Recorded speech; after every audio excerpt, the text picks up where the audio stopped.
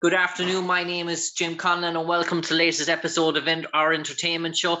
As you know, back by popular demand, we've been airing it all week. The debut of our season 2 of our Stargate Syfy cult classics documentary. Season 1 was such a massive success. We spoke to 38 cast members from Stargate who have appeared in Stargate SG1, Stargate Origins, Stargate Atlantis, Stargate Universe, and the Stargate movie itself. We've spoken to everyone from Terrell Rotier to Tony Amendola, to Tori Higginson, to John Shepherd, to Rachel Luttrell. And we're delighted to be back now for a season 2. And my special guest this evening is the one and only Bill Marchant. And if you want to know what role Bill played in Stargate SG1, he played the role of Adrian Conrad, the guy who, as we all know, is famous for kidnapping the one and only Samantha Carter, played by Amanda Tapping. And Bill, first of all, I can take you back to Stargate, and you appeared a few seasons in when it was fairly successful. When you got the call maybe to try out for that role in terms of Stargate from your agent, or were you aware of the success of the TV series, and had you tried out for previous parts in the role, or were you recommended for other parts and you weren't available at the time? Or how does the story come about that Bill Marchant found his way appearing as Adrian Conrad on Stargate SG1? I was certainly aware of how popular a show it was when I booked. I'd also auditioned for the very first episode of the series for the part of Harriman that Gary Jones got. Apparently, I was the second choice, but I work with Gary at the Vancouver Film School now, and we're good friends. So if I had to lose to anybody, it was good to lose to Gary. I also think that the part of Adrian Conrad was worth waiting for. You know, it was a dream role and one of the highlights of my career. And Bill, in terms of coming on to Stargate, obviously the Vancouver sort of background as well. Most of those characters, most well-renowned Canadian actors have appeared on Stargate SG1. So I imagine that you were probably familiar with some of the cast in terms of the main cast, like Michael Shanks and all that, who was familiar to the Canadian scene. Had you worked with some of the previous regular cast members before, and were you sort of aware of them in terms of when you came on Stargate? I was certainly aware of Richard Dean Anderson, of course, because of MacGyver. But I hadn't, and Michael, through his theater career, I'd seen some of his work before, but never met him. My real first meeting of any kind was, the first day on set, and I have to give props to Amanda Tapping because she's the most warm, professional, engaging, beautiful, lovely, welcoming spirit you could possibly imagine. I arrived in the morning for my call, got into my trailer to get on wardrobe, etc. There's a knock on the door, and it's Amanda, and she's the star of the show. She doesn't need to do this, but she just wanted to welcome me to the set and make me feel at home. And we had the next 2 weeks to work together. And she felt it was important to introduce herself and make me feel at home. And Bill, in terms of Stargate SG1, in terms of your character Adrian, when you saw the script for him, what was your initial take of what sort of guy this was? In terms of his intentions, was he self-centered in his beliefs? Did the world revolve around him, and nothing was off the table in terms of how driven he was, in terms of what he wanted, he got, dare I say? Well, but believe it or not, I based him to some degree on Donald Trump. That was long before Trump was president. But, like a millionaire, billionaire, and obviously with an outsized ego, and somebody who will do anything to get what he wants. So, it was a combination between Trump and Bill Gates, and that was kind of the attitude that I went into the audition with. Okay, and Bill, in terms of the working week, obviously your episodes were fairly high tense. There was an awful lot of lines and dialogue in it. Was it a fairly well-run oiled machine for you and your time on Stargate SG1? Was there many chopping and changing of scenes or lines, or was it very much when you came in, everything was scripts ready to go and let's rock and roll, as the saying goes? Yeah, the script was tight and ready, but I do have a kind of, it wasn't funny at the time, but I do have a funny story now. So this was a fairly major break in my career for me. Like, it was my first recurring role. So I was pretty excited and pretty enthusiastic about getting cast in this project. And the night before I was set to shoot, I got a terrible flu bug. I was running a temperature of about 105. You know, sick to my stomach everywhere, just in no shape to shoot anything. So I phoned my agent at 5 o'clock in the morning, and my partner did actually, and said, you know, Bill can't work. He's way too sick. And my agent said, well, you're on set or you're in the hospital. And I'm like, okay. So he phoned production and let them know that I was not well. And so they were prepared for me when I got there. But of course, in that first day on set, Adrian is at that point very, very, very, very sick before he has the Goa'uld implanted. So we were shooting, and in between takes, they had somebody just off camera with a bucket for me to throw up into. And then I had to pretend to be sick, coughing. So pretending to cough is hard enough as it is, but when you're actually feeling sick to your stomach, it's not a good scene. So yeah, I didn't have to work very hard on pretending to be sick. I was as sick as can be. Luckily, I healed up pretty quickly for the rest of the episode, but yeah, that first day was rough. And Bill, in terms of Stargate, in terms of, you mentioned it was a break for you, in terms of, did it open up many doors afterwards? I think it did. I mean, it was the hottest show in town at the time. So other casting directors pay attention to, you know, who's getting lead roles and recurring roles on shows. And after that, I got a bunch of other recurring roles in other series.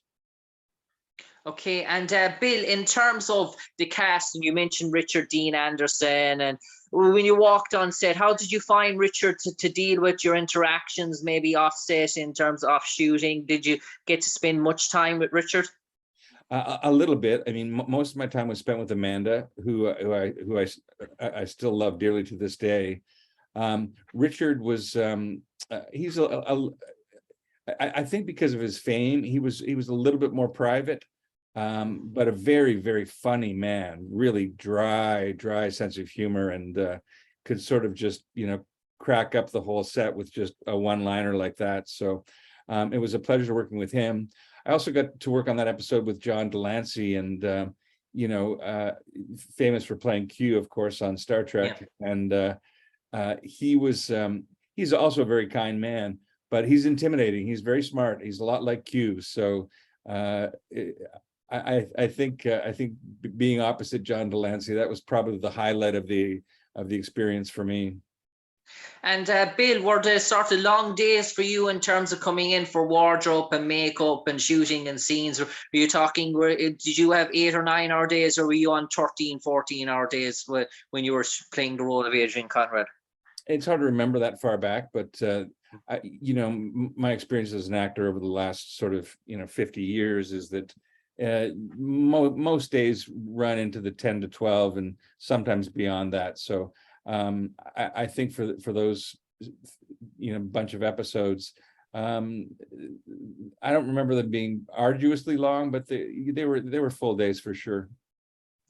And how did you find the sets and the lofts that they used in Stargate SG1? Because the Stargate SG1, all their sets were done immaculate to a T, whether outside shooting location, whether inside. And did you feel that sort of professionalism in every sort of soft touch from every sort of round the corner, every door, everything? Did you feel that sort of sense that everything was so polished? Well, the level of polish was phenomenal. I can remember walking into Bridge Studios that first day, and I was walking down a corridor. You know, I thought walking to the set. Little did I know I was already on the set. The corridor that I was in was part of the Stargate facility, and it was so beautifully rendered that it looked like the real thing. And then, of course, when you come into the gate room, nothing can prepare you for it. The ring, of course, is huge. The control area, it's why I got into this business in the first place, is to let my imagination run wild and play. And of course, when you're in a professional setting like that, with such a beautiful set, it's easy to just become the character like that. And Bill, in terms of Adrian Conrad, and we all know the backstory about the brain disease and the gout, how did you find the ghoul aspect when you know that your voice is going to be altered by communications? Did you wanted to hear that back? Were you one of those actors just do well, I want to see how this feels like? Because obviously you're talking away normal that you would have done before, but it's sort of out of your hands on how that sort of looks. Did you feel yourself, right, I need to put on a husky voice or a sort of more rigid voice when I'm saying these lines? They encouraged me to be really articulate, so that when they altered my voice, I could be heard well. But apart from working on my articulation, I didn't change my voice at all. I trusted the acting moment. I knew who I was as the Goa'uld. John, of course, was who I was working across with once I'd had the transformation happen, and he's just such a great actor and such a pro that playing that scene was really fun. I didn't get to see or hear the changes in my voice or my eyes until I saw the episode, 6 months later. And in terms of the episode, when it aired, did you find out when it was airing, and what were your sort of memories? Did you tell family or loved ones about the sort of episodes and series? And did you get to see that screening? Because obviously Stargate was running that by that time, multiple episodes out on a weekly basis. So there was it's not like a premiere of a movie. But when that episode was debuting on TV, did you have a special evening that day to take it all in? I probably would have had a few intimates there. I'm a very shy person, so and I'm always a little bit nervous about my work too. I'm my own worst critic, of course.